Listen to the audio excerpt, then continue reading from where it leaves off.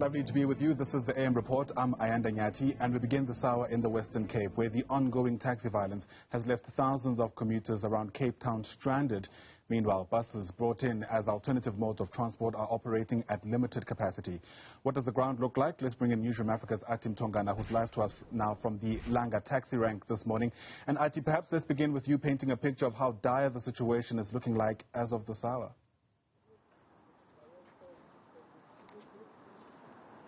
A very good morning to you, and well, before I paint a picture, I do have some commuters here with me who are in a hurry to get to work. Remember, many of them are stranded due to the impact of the ongoing taxi violence here in the Western Cape.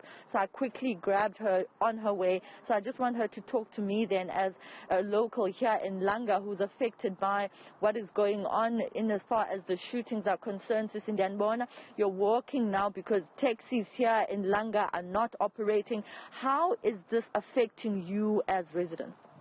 Yes, affect us kakhulu kuba ngoku besiqhele ukuhamba ngeteksi kodwa kasera ziteksi ngoku siyawalk bekufanele emisebenzini yethu singena ngo5:30 ngoku sisilapha si-affected kakhulu siyoyika siphepha iziqithi kuba lokuba khona nabafana abancinci endleleni siyoyika kodwa ke sisonga sabantwana bethu kuyanyanzeleka uba sihambile.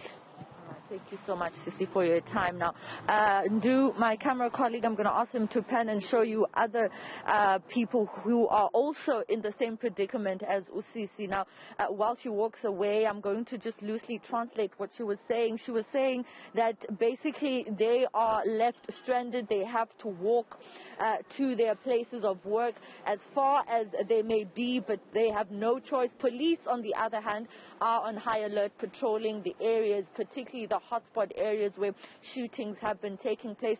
So Usisi was saying, Ayanda, that they are stranded in a way. They now have to walk to places of work due to the fact that taxis are not operating here at the Langa taxi rank. I'm sure you can see them, all of them parked at the taxi rank here this morning, not moving 1 inch. So she was basically saying that they are also living in fear because many of the commuters in the past couple of weeks have been caught in the crossfire. Just last week, we obviously interviewed one of the families that has been affected, Okuhle James, a 21-year-old who died as a result of a shooting incident. She was literally just on her way to a local store in Harare, in Kailicha, when that shooting took place, and unfortunately the taxi that she was in was affected. So many commuters are relaying the same sentiments around how they are on edge and how they are not safe when they do actually use these taxis. We know that Golden Arrow has also limited its services this morning. Driving into Langa this morning, we saw one Golden Arrow bus.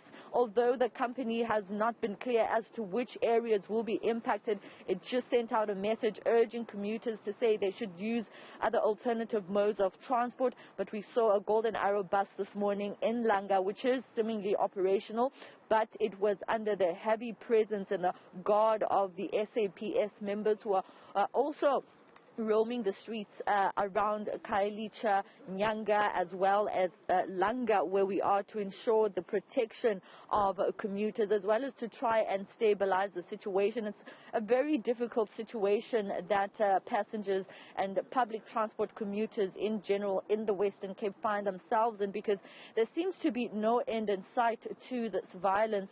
Ayanda, just this weekend alone, the Minister of Transport nationally, Fikile Mbalula, as well as the MEC for Transport in the province, Dalen Mitchell, have been locked in meetings with the taxi associations, particularly Kata and Kodeta, the two taxi associations that seem to be at loggerheads over routes and the issuing of licenses.